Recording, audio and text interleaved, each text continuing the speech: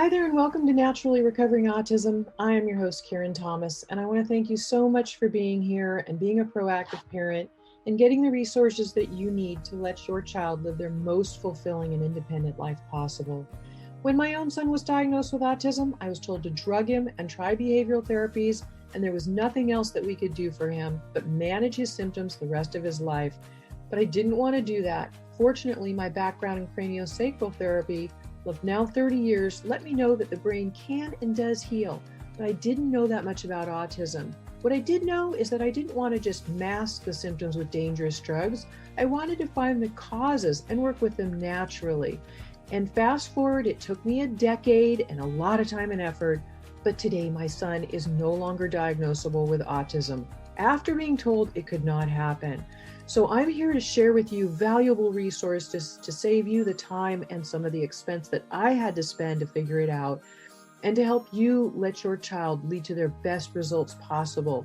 Every child's level of recovery is different, but we know that children who couldn't sleep through the night are sleeping now through the night and happily. Their immune systems are now strong where they were once sick all the time. Children who were nonverbal and their parents were told they could never speak are now speaking. Children who were getting D's and F's in school are getting A's and B's, and those that were so anxious all the time and couldn't sit still and were uncomfortable in their own bodies are now calm and happy and relaxed, and they're leading fulfilling and independent lives with friends. This is what we want for our kids. So I'm here to share the resources with you so that you can get the best results for your child, the best possible. And you can start that right now with my free download of the top 7 foods to eliminate beginning today, of the top foods that are the most inflammatory and toxic that are contributing to those physical and behavioral symptoms of autism that your child is having. They're making his life uncomfortable. So you can get that right now at naturallyrecoveringautism.com/7 foods. And feel free to share that with anybody you know who would be interested. And I will also link to it in today's show notes. There's, of course, a lot more than diet, but this is something you could start doing today that will begin to reduce those symptoms. And I'm happy to share everything I can with you. So right now, let's dive into today's episode. A lot of parents wonder if autism is genetic, and that's often what we're told, and we just don't know anything else. So let's talk about genes and what they really are and how they can become affected. So first of all, we all have genes, right? Genes are simply a blueprint, like an architectural blueprint. We're born with one. And this blueprint then is given to us at conception, way before birth, right? Right at conception, before birth. So this blueprint is then being affected by different things, such as environmental toxins outside of the mom. She's being exposed to other toxins while she's pregnant, the things she was exposed to prior for her whole life, because things accumulate in our bodies, these toxins or other pathogenic exposure she had. There's toxins in the air we breathe constantly that mom's breathing right now, the food she's eating, the water she's drinking. There are plastics in the air and in our bodies now. There are pathogens, as I mentioned, like candida, which can get overgrown. It's a type of yeast bacteria. And then there's also Lyme disease. This is really prevalent today. Parasites mom might have. And we can have exposure to all of this just from what mom is being exposed to, or even prior to our conception that was in her body. And so these things damage the DNA, which are our genes. Also, what dad had been exposed to that was actually in his sperm at conception as well. Studies are showing more and more that the sperm can actually be already affected with toxins and before we're conceived. So this is allowing the mutation of some of the genes right at conception again.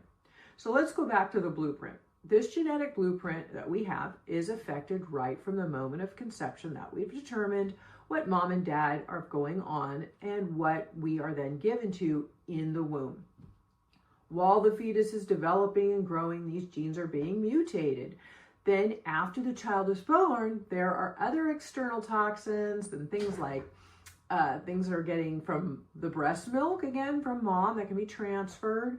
There are things in the child's air that they're breathing in the household, chemicals, cleaning agents in the household that we might not even realize how detrimental and dangerous they are. Air fresheners and things that people use that have chemicals in them, they affect their hormonal systems. There's, again, water is very contaminated today, as is food, everything in our surrounding, right? It's a very toxic world, unfortunately. And there are other factors which I can't say too much about on this podcast. So we'll just say something that starts with a V that sometimes children are given after they're born.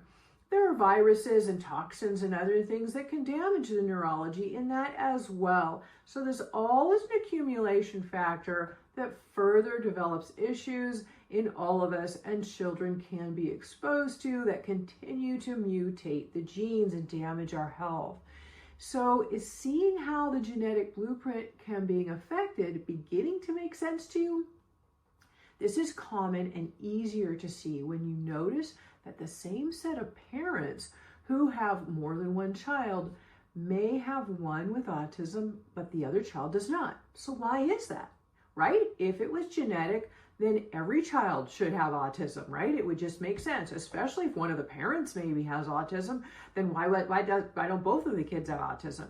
Because genes are a blueprint and we are all born with our own blueprint. And how those genes were affected, what kind of toxic exposure they were affected by, when the toxic exposure came into. So we think if it was fully genetic, only then there would be many more people, like back in the 1950s, that had it.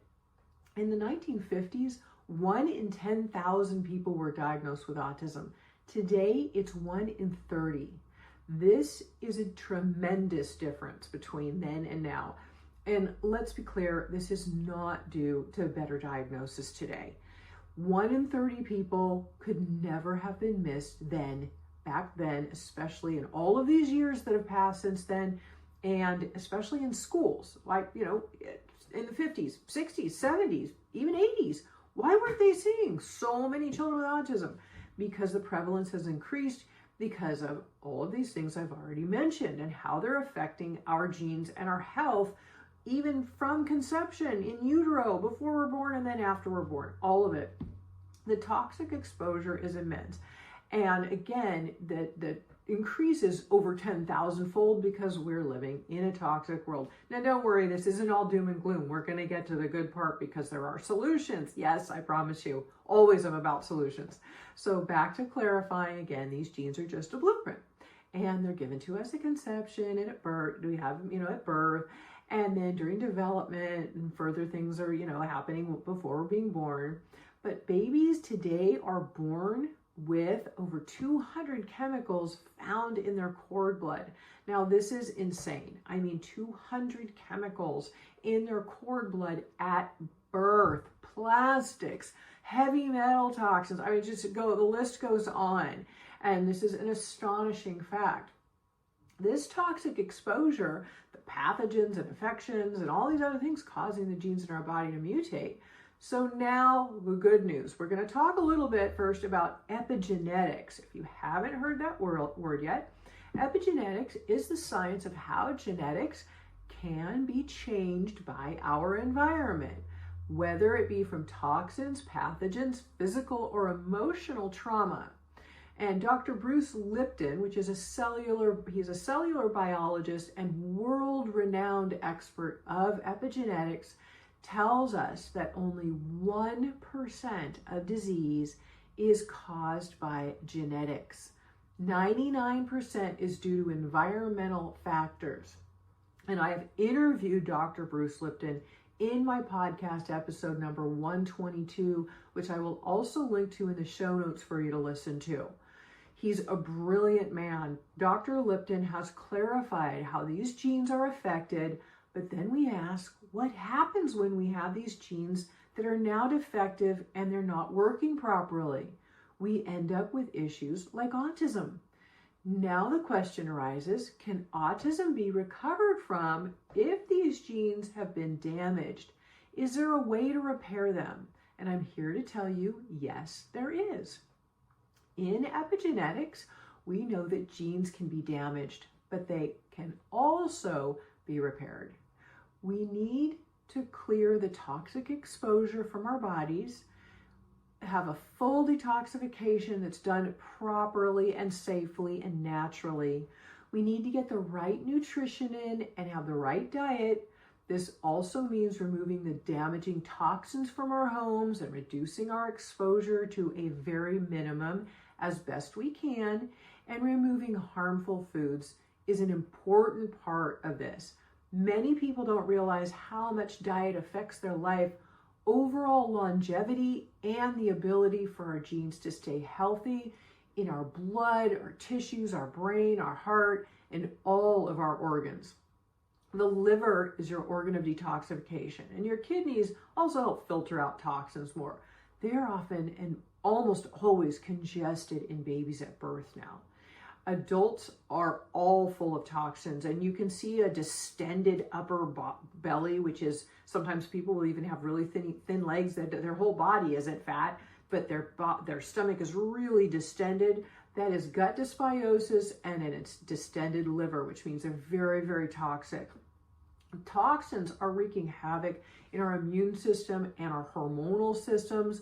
Autoimmune issues are rampant today, as are, again, hormonal issues for people. All of these things are dependent on nutritional intake as well as toxic exposure. So we start with the bad foods. They're the first thing to eliminate. It's the easiest thing that you have the most control of. I know everybody gets very emotional about their food, but you really, really need to pay attention to this. Food and diet do matter. There are so many studies, so much research, and do it for yourself and see how you feel for yourself. It's obvious. You can get my free food guide at autismcheatsheet.com, which notes the top 7 foods that are most inflammatory and damaging that you want to eliminate. And I explain in that diet, in that as well, why you want to eliminate each of those foods, what makes them so bad. And I'm also going to link to the food guide in the show notes for you again at episode 211. And that's just the beginning, because a good diet is crucial to stop eating the bad foods that are damaging your genes and your child's genes and overall health by creating inflammation and damaging the gut lining and adding toxins and wreaking more havoc on the immune system. We need nutrition from good foods. Now, make sure you're getting plenty of cruciferous vegetables, organic poultry, grass-fed and finished beef, line-caught fish. You want organic and healthy food. You do not want to be eating commercial pesticide-ridden products with hormones and antibiotics added to them. You don't want to be eating bad fats because they actually deplete our system and weaken us.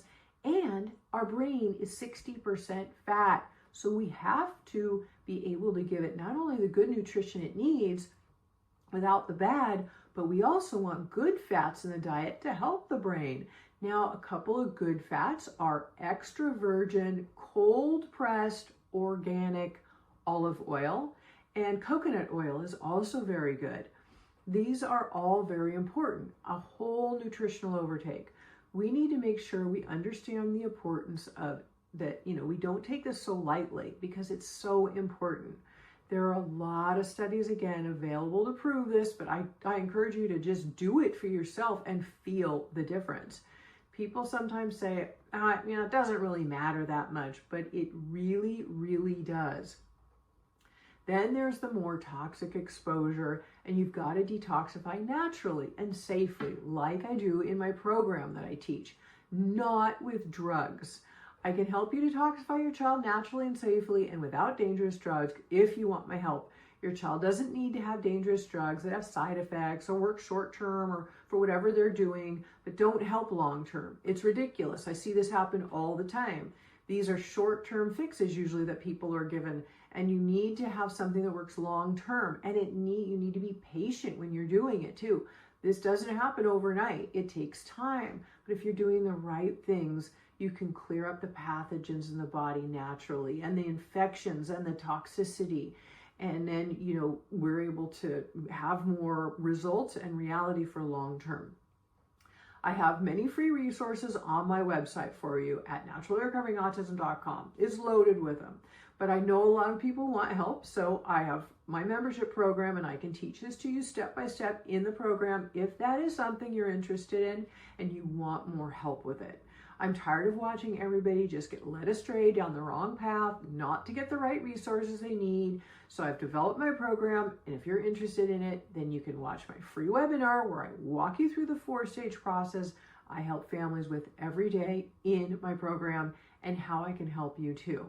I will link to it in the show notes at naturallyrecoveringautism.com/211 so you can go learn about it there. It's important that you understand the necessity of doing things naturally and safely and properly and thoroughly. This is an A to Z process. We don't want to just do a little detoxification and change a little bit of diet, but not do anything else. There are co-infections and pathogens and things that need to be worked with as well, because you don't want to be piecemealing together little bits and pieces and jumping around the internet, and you don't want to be doing this inconsistently because consistency is the key. You need to be consistent with the right resources and the right roadmap as well, because there's a lot to it. When you begin to detoxify yourself and your child, you will likely have what's called die-off reactions, where the body is trying to eliminate the toxins faster than your body can keep up with them, especially extremely toxic children with autism. So there's a process to doing this, and it must be done slowly with a lot of support. There are some natural supplements, toxin binders, and things we want in place to help support the body, because as you detoxify, it will be releasing the toxins from the cells and things to try and get rid of them and out of the body. Well, if you don't have additional support in place, your child can get much worse and you can feel awful in the process. So you don't want to be just piecemealing this and, not having support in place. It's very important. Proper detoxification can take up to a year, 2 years, 3 years, 4 years. We say autism recovery for optimum results takes about 4 years, and that's with the right roadmap and support in place. But isn't it worth it? I mean, those 4 years are going to go by anyway. So why are you spending so much time and money on things that don't work because you don't know what to do? This is not your fault. That was my story too. I know there's a lot of blame that parents get with their children with autism, saying, but I'm clearly here to tell you it is not your fault. It is simply that you have not had the right resources. You've had a lack of them in the past, and somebody you were working with did not know what they were doing or how to do it thoroughly. The definition of recovery is to regain health. And knowing that autism is not a mental illness, it's biological. So a lot of times when I say that, people say, well, what do you mean by biological? Well, I mean that the biology affects these genes in our tissues, in our blood, in our organs. Our whole being is affected, and so much affected by the toxins in our environment today, and by bad foods and toxins in our air and water and everything else. We need to clear them out properly, but we're continually having exposure. We also have infections we carry, and the kids get them. So these all inflame the brain and damage genes. That is biology, the genetics, the inflammation in the body, the biological problems that are happening from the toxic exposure and the infections, right? All of these things, though, can be worked with safely and naturally. And then we're going to go back to epigenetics again, because how do we work with these safely and naturally? And what do? These genes can actually start repairing themselves. Our bodies are magnificent. And if given the right nutrition, the right resources, and the bad things aren't coming in like they were before, or we have a way to combat them again, practicing some preventative measures, but also working to clear the body of the bad things, then our body gets the chance to take care of itself and heal itself as it was born and meant to do. It's capable of doing that, but it's not capable when it still has this bombardment of accumulated toxins. And it takes time because toxins do accumulate. So not only do we have current exposure, but all of the things that we've had since we were conceived and since our childhood and since, growing up, all of these things are stored in our bodies. So our children with autism have just been overloaded with them. And that is why autism is so prevalent today. And I'm here to share with you that your child's body can get better naturally and safely, and those genes can be repaired. And when you do things properly and thoroughly, then you can know what your child's true outcome can be, because it's got to be consistent, A to Z, from beginning to the end, and you've got to have the right roadmap again. And that's what I can share with you. I know that your child's body is capable of it. Our bodies are. It's a matter of time, and it has to be patience with time, because it does take time, but you have to be consistent and do the right things. I've had parents who've told me that they were told by experts that their child would never speak, which is, to me, really, really sad that somebody would ever say that to a parent, because they really don't know, because they obviously didn't know what to do. And today, that same mom and multiple parents that I've worked with, their children are, from what I've taught them in my program, their children are speaking. Other parents who began implementing the steps I shared, one whose son was 27 years old and still nonverbal, within months of implementing the steps, he began speaking for the first time. So we keep going. This is the beginning, right? This isn't just for young children either. It's for anyone at any age. People who, children with autism who couldn't focus in school and were getting D's and F's are now, one mom's like, I can't believe, her son was biting and kicking kids underneath his desk at age 13 in middle school. This was 3 years ago. She's been implementing the steps in my program. Today, he's on the honor roll and a teen leader at his summer youth camp. I mean, life-changing, right? These things are happening day in and day out with kids of the parents that are following these steps that I've shared with them. And many have told me they were working with functional doctors for years prior to my program with no results. And the reason I'm telling you this over and over here is because I want you to understand that it's not your fault, again, if you haven't gotten the results yet. And I'm so thankful you haven't given up. The purpose of me being here is to help you to have the right resources and get through this properly, so that your child can actually get better and you can get the results that you're looking for. Because I went through this, I've lived through it on my own. And I went through with my own son, and I was told to drug him and try behavioral therapies, and there was really nothing more we could do for him. But I have almost 35 years practicing craniosacral therapist, studying the brain. And when my son was diagnosed with autism, I had over a decade of that knowledge. Now, today, I have 18 years of autism research under my belt, because it took me a decade to get my son better. But I was determined. I was tired of listening to these doctors and therapists tell me to drug him, and there really wasn't more we could do. And I thought, this is what parents are getting. I know there's more that we can do. I know it for a fact. I just had to research autism. Now I've done the research, so that's why I'm here to share with you what I learned. So you can cut down the time and the expense that I spent, and so I can share that with you. And it's so important to understand. Again, it's not an overnight fix. I'm very clear about that. But when the right nutritional resources are done, the right detoxification, and the right way to clear all the pathogens and infections that are also contributing, they're causing the inflammation on the brain, the internal organs, disrupting the immune system. And when they're worked with the right way and thoroughly, the right natural resources for safety and effectiveness, then we know what the real results for your child can be.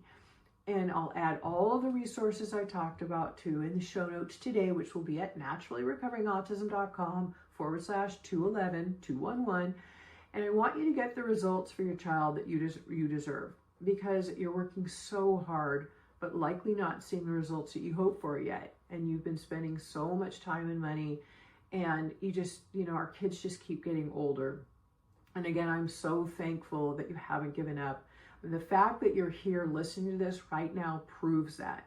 You're a committed parent who's committed to your child's best possible outcome, whatever that may be, so they can live life to their full potential and be so much happier and healthier than they are right now.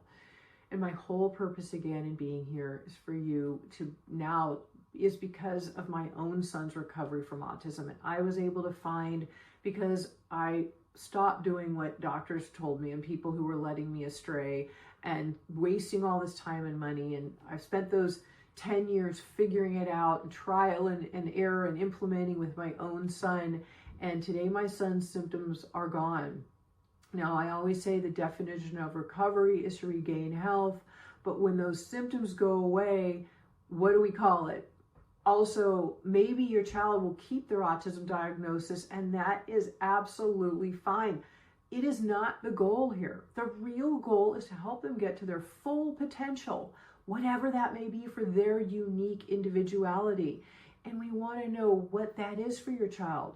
Is it improved speech or full ability to speak when they never could before, or improve focus and learning to be able to be happy and calm and relaxed, social, have friends, be independent someday? Every child, again, is unique in their needs. So I encourage you to keep going and help them live that life they deserve. And so they can share their gifts with the world, because we know how brilliant our kids are. This is what I wanted for my own son, and I was able to achieve it. And now I take my 18 years of autism research and my years as a craniosacral therapist studying the brain, and I wrap it up and give it to you. So I hope this has been really, really helpful for you in understanding how these things can happen for our children and how they can actually be repaired and reversed, and what, healing the biology and natural recovery means, and how the process can be done and why it can be done. We all have the resources to gain this information here, and I've shared with you, things that I have for the best results for your child, and I want to be able to give them to you. So again, my website has a ton of great information for you as well. And if you are completely interested in me guiding you through it step by step, then I am happy to do that for you in my membership program as well. You are absolutely the key to your child's success. It is up to us as parents, and 100% of it is up to us, because they can't do it for themselves. So this is why it is so important to stick with it and be able to find the right resources and do the right things, so that you can save yourself time and years with your child figuring it out for yourself. And just stay committed, stay constant with what you're doing. That consistency makes so much of a difference, because I don't want to see you jumping around the internet trying different supplements anymore that you don't know how to use, or going from doctor to doctor or multiple therapists when your child's brain is so inflamed that they can't even do what they're asked of, even if they want to. My son used to say, "Mom, I want to, but I can't." When I finally said, this is hurting his self-esteem, and I pulled him out of the therapies, then I started implementing all of these things with dietary changes, detoxification, learning about the pathogens and the co-infections that were affecting him as well. And it took many years, but it was so worth it, because today, those symptoms that he had to live with are gone, and he lives a happy, healthy, completely independent life. He's great today. And I'm here to support you on this journey as someone who has personally lived it myself. I understand. And again, I thank you so much for everything you've been doing for your child. And I really appreciate you being here. And I look forward to seeing you soon. If this has been helpful for you too, please leave us a review for the podcast, and share this with friends so it helps reach others in need. Because with 1 in 30 diagnosed today, there are a lot of parents searching for these resources, and they need to know they exist so they can have them for their own well-being and to help their child live to their full potential as well, and happen sooner than later, rather than that skipping around on the internet and everything else that we've all done before. That can change now, and it is time for a positive change. So thank you for being here, and I look forward to seeing you next time.